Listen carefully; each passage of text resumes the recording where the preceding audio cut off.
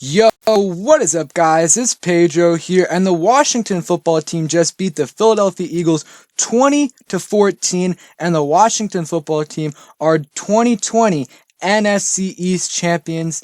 It was not pretty, but we got the job done. In today's video, we're going to talk about the biggest takeaways, and make sure you guys subscribe if you guys are new. Oh man, that was an ugly game by the Washington football team. Even before the game, the Eagles had 10 starters out. We should have won this game by a lot more. Alex Smith was, obviously was not 100%. Terry McLaurin was not 100%. And our offense had to play better. We only scored 20 points. We should have scored way more. 6 of those 20 points are strictly because of turnovers that our defense forced. We should have had a lot more points. Let's go over real quick. And again, we are 7-9. We more than doubled our win total from last year. We are 2020 NFC East champions. If you would have told me that before the season, I would have said you were crazy. Gibson had a decent game, 19 carries, 75 yards, but I don't know. I think the line didn't do that good run blocking, in my opinion. Obviously, have to watch the film to see if that was the case or not. And Gibson didn't look 100% to me. He looked a little bit slower than usual. I'm not sure if that was the case or not. Sims had that nice run in the beginning, and that's what I don't understand. We got our first points on the opening drive this year with the touchdown, and I really liked how the offense was moving that on that first drive, and then we just completely got away from that. And the offense after that drive was just completely abysmal. Obviously, part of that was on Alex Smith's mobility. Part of that, J.D. McKissic kind of dropped it. That pick wasn't really on Alex Smith. The Logan Thomas interception, that could have probably been an interception either way, but unfortunate that he slipped. Logan Thomas, what a catch in the end zone. 3 catches, 37 yards, 1 touchdown. Again, McLaurin did not have a huge day, but he gutted it out with the, injury that most people thought was a 5-6 week injury. And in week 2, he came in there, stepped up, 7 catches for 40 yards, and had a really nice touchdown. Great game by him. The offense itself, I would say, McKissic played okay. McKissic dropped that pass. He dropped 2 passes, actually. So, McKissic did not play that great. And then Gibson had 1 catch for 6 yards. But we got to talk about the Philadelphia Eagles because they were basically handing us this game. They benched Jalen Hurts, who obviously was not playing great. 7 for 20, 72 yards, an interception. He did have 2 rushing touchdowns, though. But they benched him for Nate Sudfeld, who just played awful, had 2 turnovers, just was not playing good at all. But our defense stepped up big time. Even when Hurts was in on 4th and goal, we came up with a big stop. And the refs were terrible. There were just so many holding penalties on the Eagles offensive line that it was just blatantly obvious. One on Montez Sweat, one on Chase Young, that I could see with my own eyes on the TV copy. Imagine how many were missed besides that. And also on that first and second drive, a lot of questionable holding calls that the refs made that I don't know. I did not like that, but the Eagles were only able to score 14 points, and our defense stepped up big time. John Bostic had a sack. Cole Holcomb played solid.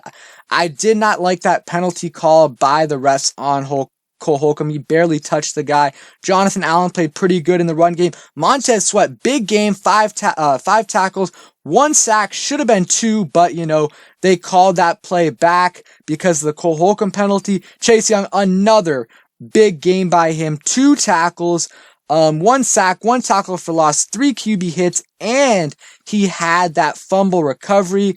Ryan Kerrigan, he did okay. Here's the thing that really frustrates me. I really think I know Chase Young and Montez Sweat were in there for the majority of the snaps, but I think Hill number 95 and Kerrigan are getting a little bit too many snaps, especially on, situations where they're passing. I don't like that. 3rd and long, you gotta have Chase Young in there. You gotta have Montez Sweat in there. And on the first play that Nate Sudfeld, was in, if that was Chase Young instead of Ryan Kerrigan, that would have been a safety, or Montez Sweat, either way. So that's one thing I have to nitpick. Defense overall, though, played pretty good. Kendall Fuller didn't have a great game coverage-wise, but besides that, everyone played solid. Cameron Curl, another great game, pretty good on Zach Ertz, had an interception, his third of the year. What a 7th round steal by the Washington football team. Great game by him. He had one holding penalty, but again, a questionable play. And one more thing, I'm glad I did not forget this. Why is Steven Sims returning punts? Oh, if we would have lost because Steven Sims fumbled that ball, that's on Ron Rivera and the special teams coordinator. I mean, I don't know why you have Steven Sims back there.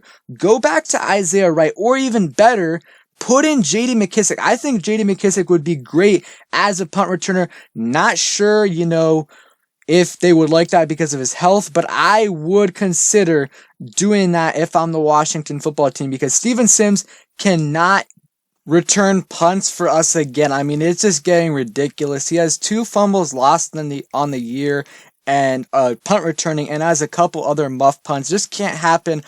Huge shout out Peyton Barber. I mean, 4 carries, 10 yards.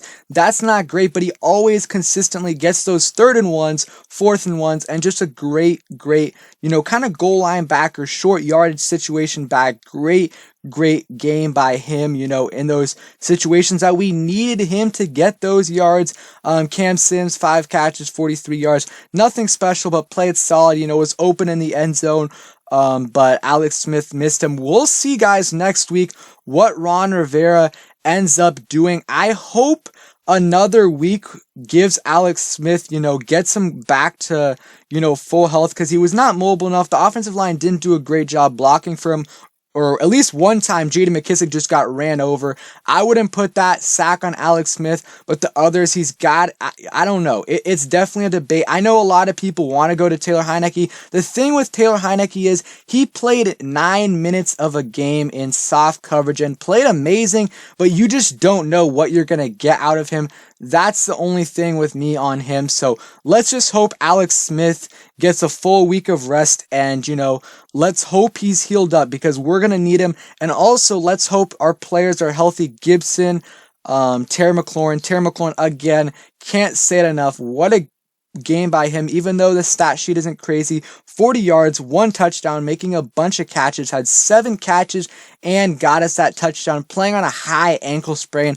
What a game by him. And then Montez Sweat, Chase Young, just game changers out there. Same with Cameron Curl. What a game by those guys. Really huge game by our defensive line. And you guys can say, it wasn't a great win, or it wasn't worth it to win the NFC East, but I just have a different opinion. I think winning the NFC East, instills that culture Ron Rivera wants to instill in this team. And, we have a chance to win a playoff game against a team that, sure, they're the best wildcard team out there, but we actually do match up well against them, because their biggest weakness is going up against teams with good pass rushers. So I'm not saying we're going to win the game, but it's a better matchup than most people think. We'll see with their injury situation with Mike Evans, Devin White, and Shaq Barrett. So guys, enjoy this win. We're NFC East champs for the first time since 2015. And one more thing, I gotta thank the Philadelphia Eagles for doing what they did in that game. I don't know what would have happened if Jalen Hurts wouldn't have gotten benched. He wasn't playing great before that, but he was definitely playing better than Nate Sudfeld. So again, thank you guys for watching. Hope you guys enjoyed the video. If you did, please smash that like button, subscribe if you guys are new, and turn on those post notifications so you never miss a video. 2020 NFC East champs.